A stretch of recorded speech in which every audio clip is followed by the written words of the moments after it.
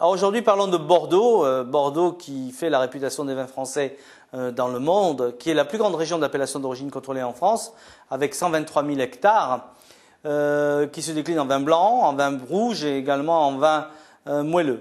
Pour les vins rouges, nous avons 3 cépages principaux, qui sont le Cabernet Sauvignon, le Cabernet Franc et le Merlot, avec des cépages accessoires en petite quantité, que sont le Malbec, le Petit Verdot et un cépage qui a pratiquement disparu mais qui est encore autorisé, qui est la Carmenère.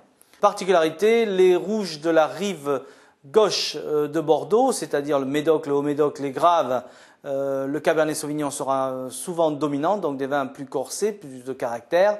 Et pour la rive droite, Saint-Émilion-Pomerol, le Merlot sera dominant, avec des vins beaucoup plus sur le fruit.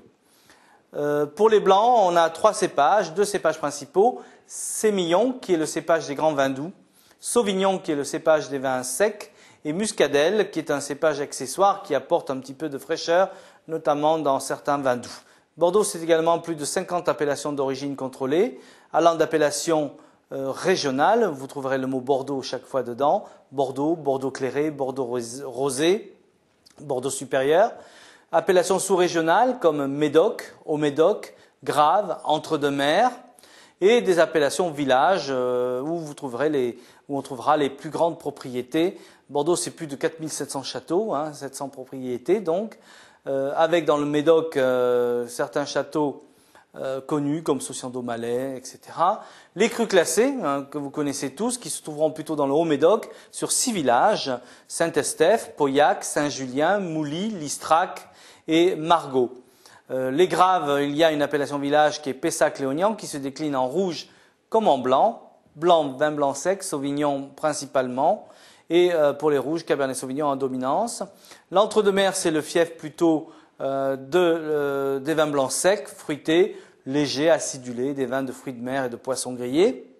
Et ensuite, de l'autre côté de la Dordogne, on trouvera donc le Saint-Émilionnais, la région de Libourne, avec des vins rouges généreux, charnus, donc Saint-Émilion, Saint-Émilion Grand Cru, Pomerol pour les grandes appellations.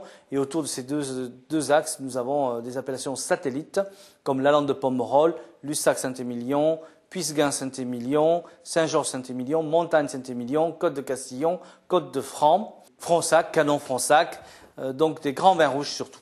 Et un peu plus au nord, en allant vers Royan, on a les appellations Blaye et les appellations Côte de Bourg, qui sont des appellations à la mode aujourd'hui, qui nous donnent des très bons rapports qualité-prix, en rouge comme en blanc.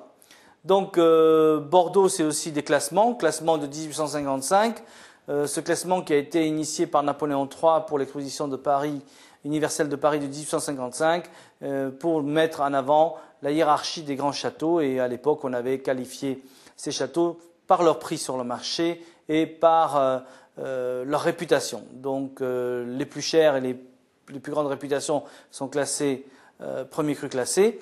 À l'époque, il y en avait 4, Château Laffitte, Château Latour, Château Margaux et Château Brion, qui n'était pas tout à fait dans le Médoc, mais qui était quand même très connu.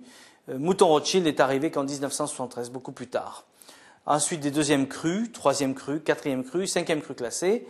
On a créé une 6e catégorie, qu'on n'a pas appelée 6e cru classé, mais qu'on a appelée cru bourgeois en 1932, où 487 châteaux ont été classés en cru bourgeois. Ce classement a été revu récemment, en 2003. Il n'y en a plus que 287, donc il y a 200 châteaux qui ont perdu leur titre de cru bourgeois, et ces 280 et quelques châteaux ont été divisés en 3 catégories, bourgeois exceptionnel, bourgeois supérieur et bourgeois. Classement de Saint-Émilion, 1954, revu 1959 et revu depuis 86 tous les 10 ans, 86, 96 et 2006, avec 3 catégories de vins. Saint-Émilion Grand Cru classé, Saint-Émilion Grand Cru premier cru classé B et premier cru classé A, dans lequel nous trouverons Cheval Blanc et Ozone. La région des Graves a eu également un classement en 1954 pour des crus classés qui peuvent être classés en vin blanc et en vin rouge, ou soit sur une seule couleur, vin blanc comme Château Couens ou la Ville-Aubryon, ou soit seulement en rouge comme Château Aubailly ou Smith-Laffitte ou Aubryon. Donc ce classement n'a jamais changé depuis.